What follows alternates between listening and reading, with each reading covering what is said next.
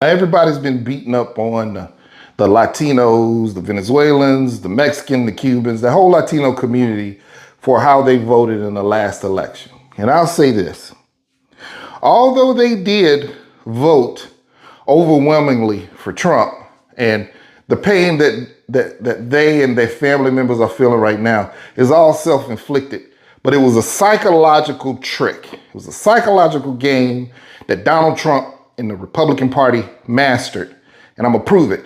If you guys know anything about Lee Atwater, which I'm sure you don't, I'm gonna need you to Google him. But I'm gonna start this video off by playing a clip from Lee Atwater.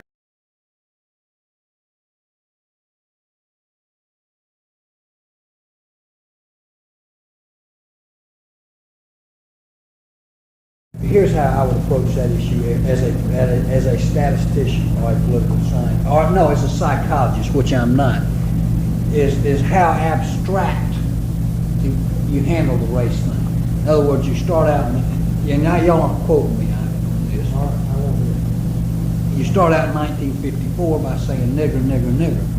By 1968, you can't say nigger. That hurts your backfire. So you say stuff like forced busing, states' rights, and all that stuff. And you're getting so abstract now. You're talking about cutting taxes, and all of these things you're talking about are totally economic things. And the byproduct of them is blacks get hurt worse than whites. And subconsciously, maybe that is part of it. I'm not saying that, but I'm saying that if it is getting that abstract and that coded, that we're doing away with the racial problem one way or the other. You follow me? So basically what he was saying was, prior to, let's just say, 1970, it was okay for a politician, president, governor, mayor, whatever, to drop the N-word, and it was fine, right? But as we progressed as a society, right, and became more racially considerate of others, couldn't use that word anymore. It didn't work. It would backfire on you. So they use words like forced busing, integration, those type of things, okay? And the people attached those words to a certain group of people. What group of people, you may ask, that wanted to integrate schools and buses? African Americans, okay? So back in 1970, if you got on the presidential stage and you said, I'm against forced busing, to a certain group of people with a certain mindset, that meant you didn't want to put black people in the same schoolhouse setting as white people. There's a lot of other things. However, at this point, I'm hoping you're smart enough to get the message. Lee was one of the first advocates of the push-pull. The first few questions are routine. The next question is, well, if you came to believe that Governor X was a pedophile, would that change your opinion? Now, the poller hasn't said that Governor X is a pedophile, simply planted the idea that if he were. Now, if you're paying attention, planting the idea. And this is why I say every one of you Trump voters fell for it, right? So let's ease up on the Latinos. Now, I'm not saying go join up with them and march and do all that, right? I'm still on that shit. But here's the deal. Trump plants ideas all the time, and we all know they bullshit. We just write them off as lies, but we don't pay attention that those things stick.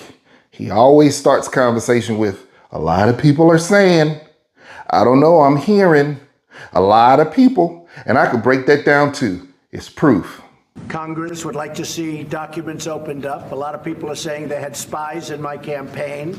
It was that phrase there at the end, right there, about what a lot of people are saying. Our friend and professional Trump expert, Eli Stokols, who we know just this week started his new job covering the White House for the LA Times, calls this one of Trump's better-known tells.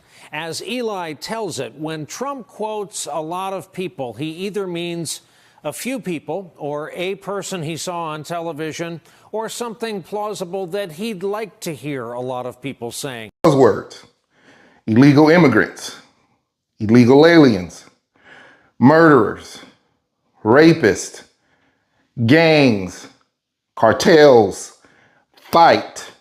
If you do a simple Google search of the words most commonly used by Donald Trump and the Republican Party, especially during conventions, it would be DEI, illegal aliens, immigrants, rape, murder, fight.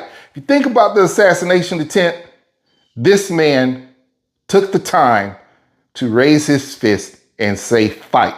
And the crowd went wild. But you got to think about that.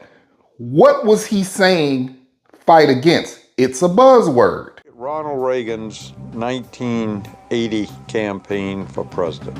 Where does he begin?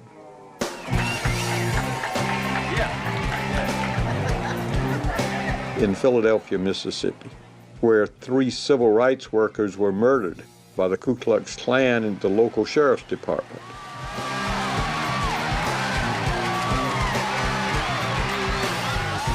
Reagan, speaking to an exclusively white audience, appealed to their most base instincts.